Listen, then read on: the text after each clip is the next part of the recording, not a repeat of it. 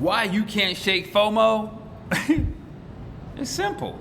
Let's talk about it. All right, so this whole deal of fear of missing out is a very real thing, and we live in a culture that's designed to make you always feel like you're not enough. But I'm here to let you know you're more than a freaking enough. You just got to remind yourself, and until you do, you will always feel a sense of FOMO. But there are 3 things that you can do to shift it, break it, and help you sort through how to knock it out. The first thing I want you to do is prioritize your well-being. That sounds so simple, doesn't it? But the reality is that we stay so busy working, socializing, running around, sitting in traffic, doing the to-dos of life, and so we haven't prioritized our well-being. Have you ever considered that you've taken on too much, and that the idea that taking on more does not make you better, but actually makes you worse? It actually makes you unproductive in the context of actually enjoying your life. So no wonder you have FOMO. If you haven't prioritized your well-being, then you should feel a sense of missing out. Your hormones are going crazy if you're not working out regularly. Yeah, you don't have the balance. And as a result, you feel out of sorts. So you're searching for something outside of you to fulfill that. If you're not quieting your mind and getting present to yourself and the levels of gratitude that you should have by nurturing your spirit, you're going to have a sense of FOMO because you're not taking care of your well-being. And so you're going to be looking for others to stimulate your mind, for others to give you comfort. You ever heard the phrase comfort food? I have a problem with that. Because if you're seeking comfort through food, then what the hell is going on in your life for real, for real? Think about that comfort food. What? Food doesn't have the ability to give feeling or touch, yet we've sought it in food. And yeah, it's because you're not taking care of your well-being. Just sharing some stuff with you. If you're not quieting down, if you're not shutting down, if you're not disciplining at the same time, making your body surrender to you and what you say you're going to do by prioritizing your well-being, then yeah, you're gonna have a sense of FOMO because hormonally, you're simply out of balance. The second thing that you should do is selectivize your socialization. Be selective with your socializing. You don't need to do every freaking thing. And if you think you need to be at everything, then you've already positioned yourself in a state that says, whatever comes, whichever way the wind blows, this is what I'm going to do. And if the wind is blowing and you're following the wind, or you're in the wind, unless you're in Chicago wind, where the wind makes you do what it wants to do. Side note for people in the Midwest. If you're just out at every whim, every call, every touch, then once again, you're not taking care of your well-being, but you're also not present, which cheats you from the opportunity of enjoying the quality moments in your life. How many people are in your inner circle? Now, if you've said more than 5 to 7, you've probably not really sorted out who your real crew is. For those of you who have sorted it out, how much time do you get to spend with them? Around things that matter to them, around their family, their hobbies, and their learning for exchange. How much time do you get with them to be vulnerable with where you are, share your truths, and connect? You see, if we have a set of quality friends that we connect with, and we don't have time to really connect with them, then all this running around doesn't do anything to heal, to restore, to add value to us. And so we've got to become selective when it comes to how we socialize. Yes, you might be seen, but are you really seen or just glanced at? What is it that you're really looking for? When you think about socializing, that's what it comes down to. If you're going to be a man or woman of purpose and you really want clarity in your life, you can't be at every event. It's just not possible. Listen to the greats. They'll tell you about how they sacrificed and they put things aside that just didn't matter.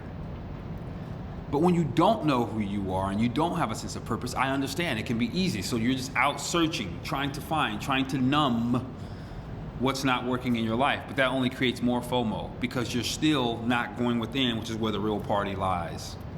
I'm just saying, I want you to think about it because as you begin to get selective in your socializing, you then position yourself to have deeper quality relationships, deeper social experiences.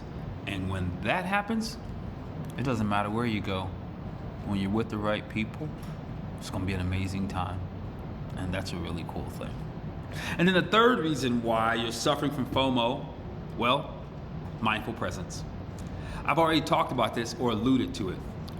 You need you to start practicing mindfulness.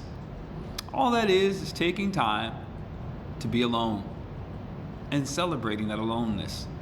I don't mean alone like I'm alone. No. I mean like alone with me, myself, and I. The parts of you that get overlooked. The parts of you that need nurturing. The parts of you that need healing. And the parts of you that want to expand. But if you're not spending time with yourself and being mindful and being present to what's showing up that you like, that you want to transform, and that you want to release, then what are you doing? A good friend of mine, she used to say, love it, leave it, or change it. The things that are happening in your life, you can't take the time to figure out if you're going to love it and nurture it, if you should leave it and walk away, or love it, leave it, or change it, or if you should change it, unless you spend time being mindful, getting present to what's showing up emotionally for you. And then finding out, well, why is that emotion showing up?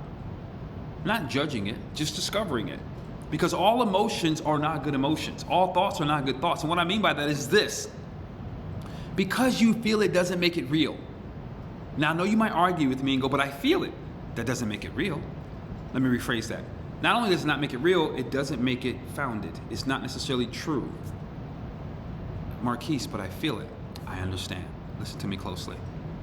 When you start to dig deep behind the emotion and you do the introspection to find out why am I feeling this? What is showing up that I'm not taking care of that's causing this feeling to arise within me? Then you go do that thing. Do you see how that works? It's not that something's wrong with what you feel. It's okay that you feel it. I have no problem with it. You should have no problem with it. Don't judge them. But find out what's stimulating it. What's lacking in your life that's causing this feeling to arise so that you can sort through the feeling. Yes, I feel this. All right, cool. Now, what am I going to do with the feeling that I feel and what I've discovered that's actually true behind it? Is that something I can love, leave, or change? I don't know. But that's what mindfulness allows you the opportunity to do. And when you've done that, no one can shake you off your block because you spent time within and you're not missing out on anything.